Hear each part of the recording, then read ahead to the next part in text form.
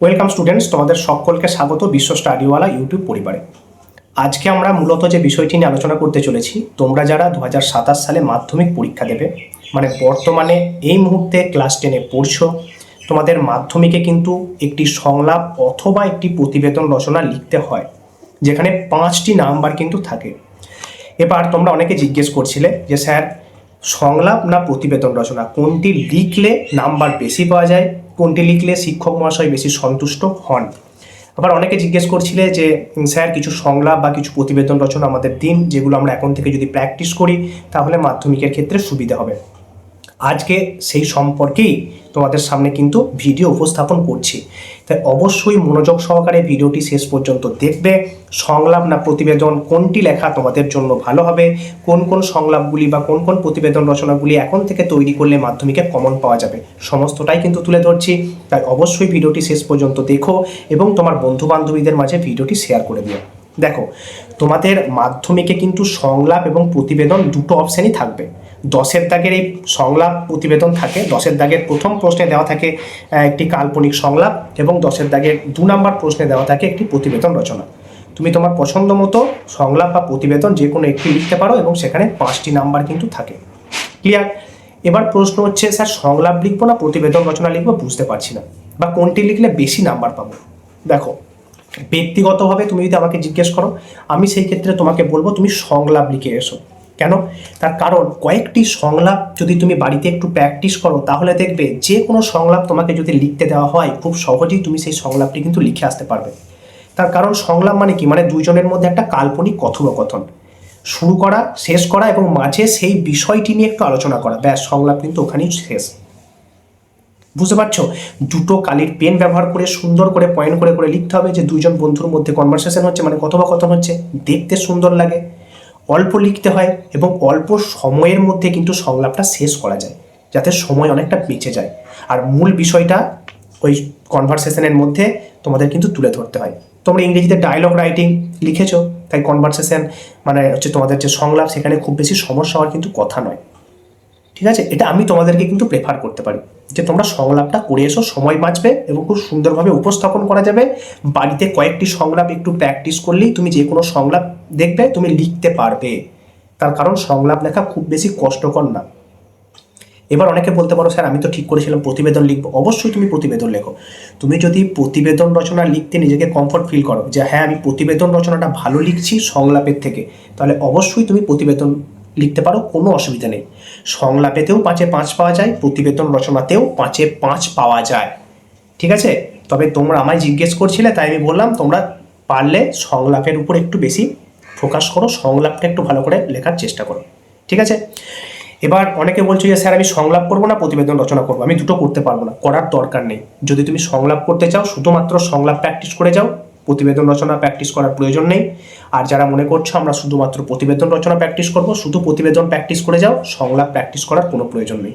তার কারণ দুটোর মধ্যে যে কোনো একটি তোমাকে লিখতে হবে, দুটো কিন্তু তোমাকে লিখতে হবে না মাধ্যমিকে এবং টেস্ট পরীক্ষাতেও। ঠিক আছে? তাই শুধুমাত্র সংলাপ প্র্যাকটিস করে যাও এক ধার থেকে, কোনো অসুবিধা হবে না। যারা ভাবছো যে না আমি প্রতিবেদন করবো, এক ধার থেকে শুধু প্রতিবেদন প্র্যাকটিস করো, অসুবিধা নেই। আমি বলে দিচ্ছি কোনগুলো প্র্যাকটিস করবে। ঠিক আছে? তবে আমার প্রেফারেন্সটা আমি জানিয়ে দিলাম যে কোনটি করলে তোমাদের জন্য সুবিধা হবে, মাধ্যমিকে উত্তর লেখার ক্ষেত্রে সময় বাঁচবে, নাম্বারটা একটু বেশি পাওয়া যাবে, একটু বেশি ক্যাচি হবে, কারণ দুটো কালির পেন ব্যবহার করবে, সুন্দরভাবে দেখতে সুন্দর লাগবে বিষয়টি।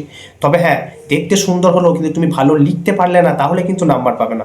যে বিষয় সম্পর্কে লিখতে দেবে সেই বিষয় সম্পর্কে কিন্তু সংলাপটি সুন্দর করে তুলে ধরতে হবে, সেই বিষয়টি যেন উঠে আসে, তবেই তুমি নাম্বারটি কিন্তু পাবে। ক্লিয়ার?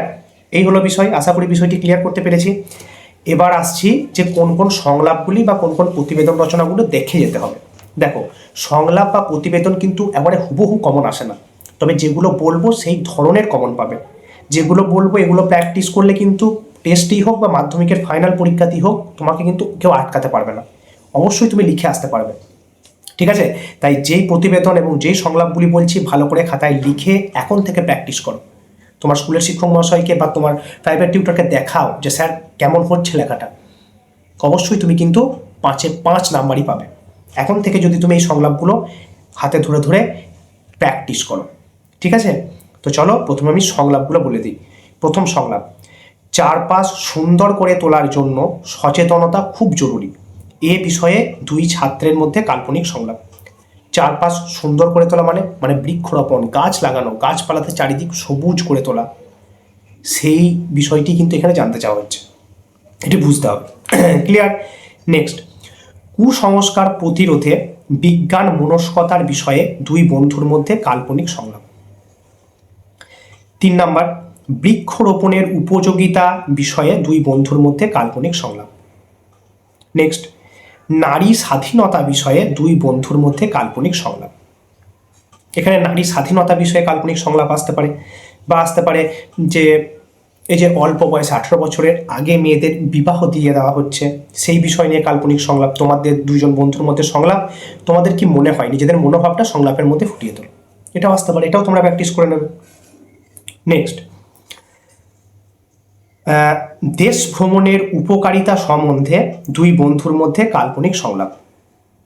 এই কটা সংলাপ ভালো করে করবে। কি কি বললাম? চারপাশ সুন্দর করে তোলা, কুসংস্কার প্রতিরোধে বিজ্ঞান মনস্কতা, বৃক্ষরোপণের উপযোগিতা, নারী স্বাধীনতা বা 18 বছরের আগে যে নারীদের বিবাহ দিয়ে দেওয়া হচ্ছে, মানে যে বাল্য বিবাহ, সেই নিয়ে, আর দেশ ভ্রমণের উপযোগিতা নিয়ে কাল্পনিক সংলাপ। এই কটা সংলাপ ভালো করে করবে।